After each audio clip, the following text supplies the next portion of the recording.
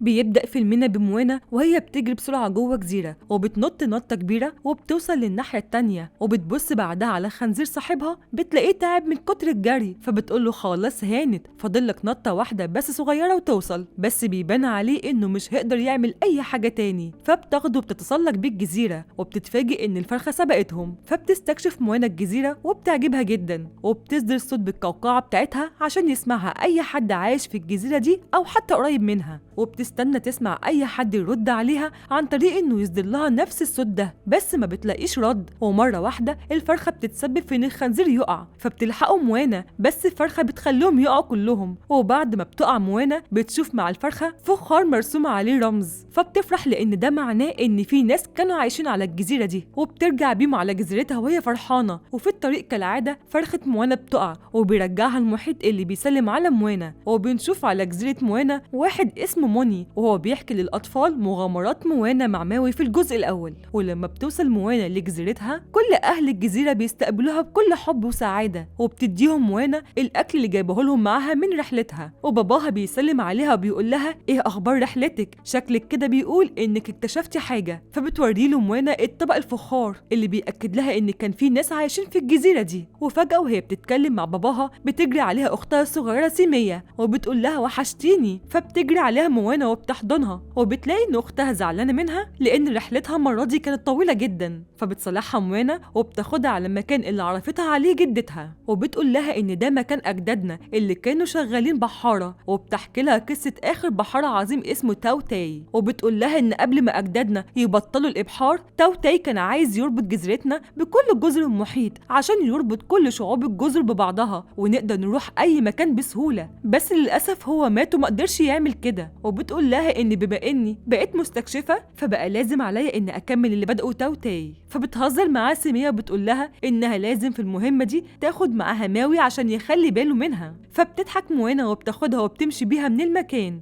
وفي مكان تاني بنشوف ماوي وهو متحول لصقر ومحبوس في مكان غريب، وبيطلب من ماتنجي مساعدة الساحر نالو واللي بتكون ساحرة هي كمان ومختفية إنها تفتح له بوابة عشان يخرج، فبتقوله إنها مش هتقدر تكسر قواعد رئيسها عشانه لأن المرة اللي فاتت عمل مشاكل كتير وكمان اتعاون مع واحدة بشرية، فبيفهم إنها تقصد موانا، فبيكدب عليها بيقول لها انه كان محتاج مساعدتها بس عشان يلاقي الخطاف بتاعه السحري، فبتحذره ماتنجي انه لو حاول يربط شعوب المحيط ببعضها نالو هيدمره وهيدمر موانا، فبيخاف ماوي على موانا وبيقول لها ان المشاكل دي ما بينه وبين نالو وان موانا ملهاش علاقه بيها، فبتقول له ازاي انت مش خليتها مستكشفه فيبقى ليها علاقه بالحكايه، وفجاه بتظهر له الساحره ماتنجي على هيئه مجموعه من الخفافيش، فبيشوفها ماوي وبيهجم عليها، وقتها بتكون قبيلة موانا عاملين وليمة وبيحتفلوا بيها، وفي ولد بيتحدى موانا في الرقص، فموانا بتتقبل التحدي وبترقص ببراعة وهي اللي بتكسب،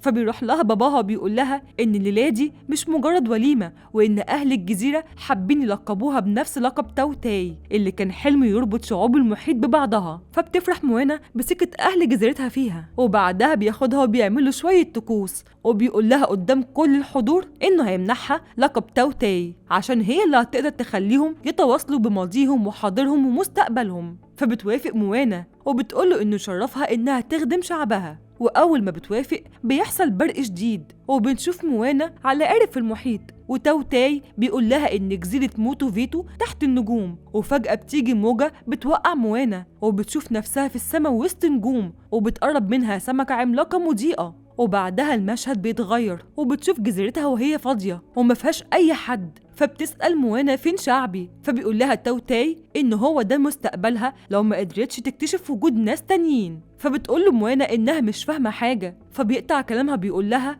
إن رجوع قلب هيشي كانت البداية، وبيعرفها إنها لازم ترجع التواصل بكل الشعوب وتدور على جزيرة اسمها موتو فيتو، فبتقول له موانا إنها مش هتعرف توصل للجزيرة دي، فبيعرفها إن في نار في السماء هتوصلها لهناك، وبيختفي هو بيقول لها موتو فيتو، فبيحصل برق شديد تاني وبتفوق موانا وهي بتقول موتو فيتو، وبتعرفهم إن الجزيرة اللي لازم تلاقيها اسمها موتو فيتو، وعشان تعرف معلومات عنها أكتر بتروح هي وباباها ومامتها لموني اللي عارف كل قصص الشعوب وبيوريها صورة جزيرة موتو فيتو، وبيعرفها إن الجزيرة دي قديمة جدا وإنها كانت بتربط كل شعوب البحر ببعضها لحد ما الساحر نالو عمل عاصفة قوية قوية جدا وخلاها تختفي تحت المحيط، لأنه كان معتقد إنه هيكون أقوى لو فصل شعوب المحيط عن بعض. وبيعرفها إن أجدادهم كانوا بيقولوا إن الطريقة الوحيدة لكسر لعنة نالو هي الوصول لموتو فيتو. وفجأة بيسمعوا صوت، فبتروح موانا تشوف ايه الحكاية، فبتشوف نار في السماء، فبتفهم ان رحلة استكشاف موتو فيتو بدأت. فبتقول لباباها انها لازم تمشي ورا النار دي عشان توصل لموتو فيتو.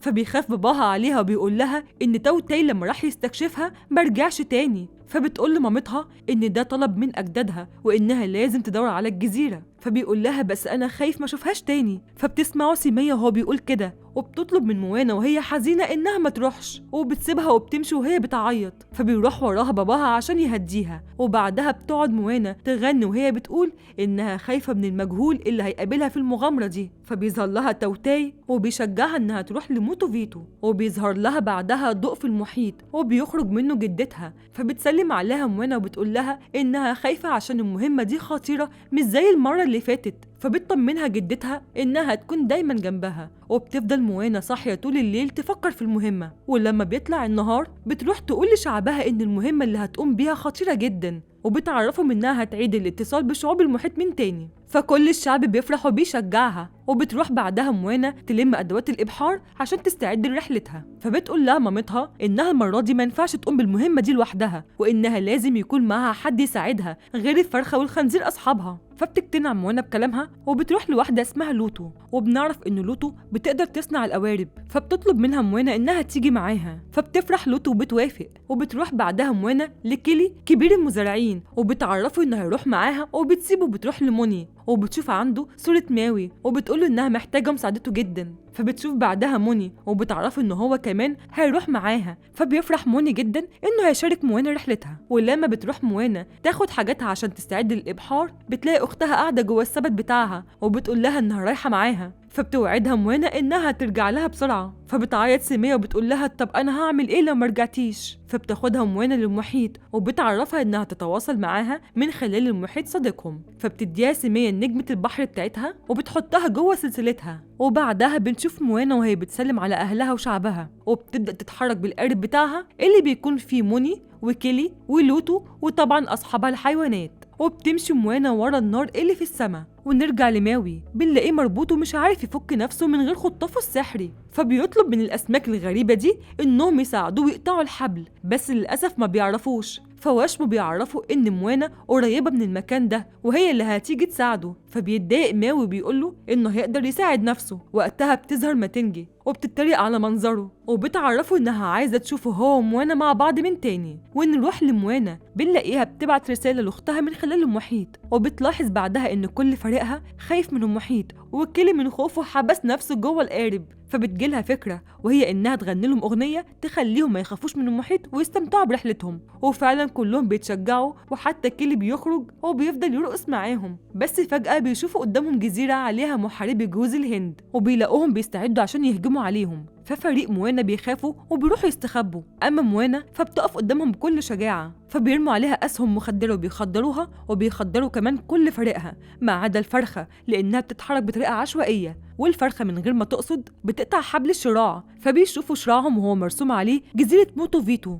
فبيرحبوا بيهم وبيحكوا لهم عن طريق الرسم انهم عايشين في خوف بسبب محار عملاق منعهم انهم يتواصلوا مع باقي الجزر اللي حواليهم. وزعيمهم بيعرض على موانا انهم يساعدوها في مهمتها لو هي ساعدتهم في انهم يخلصوا من المحار. فبتوافق موانا وبيسلموها سهم مسموم عشان تقتلوا بيه. وبيربطوا قارب موانا بحبل في الجزيره بتاعتهم عشان ينقذوهم لو حصل لهم حاجه. وبتروح بعدها موانا وفريقها للمحار ولسوء الحظ القارب بيتخبط. فبتقع موانا وبيقع من ايديها السهم المسموم. فبيطمنها لوتو ان معاها غيره بس فرخه من خوفها بتوقعها من ايديها. فواحد من محاربي جوز الهند بيوصل لهم عن طريق الحبل المربوط وبيضرب المحار بالسهم المسموم. فبيفرحوا كلهم بس للاسف المحار وهو بيموت بيسحبهم جواه وبتسحب معاهم جزيره المحاربين لانهم مربوطين بالحبل. فالمحارب بيقرر ينقذ جزيرته وبيقطع الحبل. فبيختفوا كلهم مع المحار في اعماق المحيط وبيدخلوا بعدها جوه دوامات وبينزلوا في المكان اللي محبوس فيه ماوي ونفسه يخرج منه. وبعد ما بينزلوا في المكان الغريب ده ما بيلاقوش موانا معاهم بس بيشوفوا ماوي وهو متكتف. فبيفرح موني انه شاف ماوي البطل بتاعه. فماوي بيرمي الحبل على الخطاف فبيمسكه وبتحاول بعدها الحشره عشان يفك نفسه وبعدها بيرجع تاني لطبيعته.